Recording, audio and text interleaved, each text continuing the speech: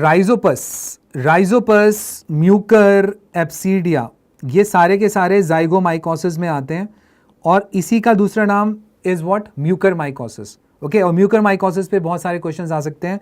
और इस particular picture से एक बात तो क्लियर होगी कि in what we can say them they are like ribbon. So ribbon hyphae is observed in. So ribbon hyphae is observed in this mucormycosis or zygomycosis family members, that is rhizopus, mucor and apsidia.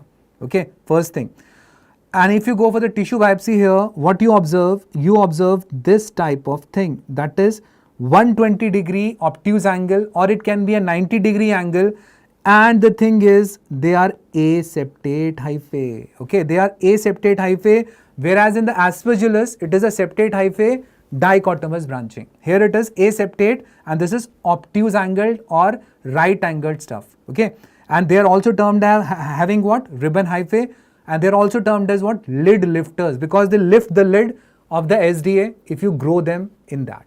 Okay, other than that, they have a cotton woolly colonies. Definitely this question can come, that which particular one is having a cotton woolly colonies with a salt pepper like appearance.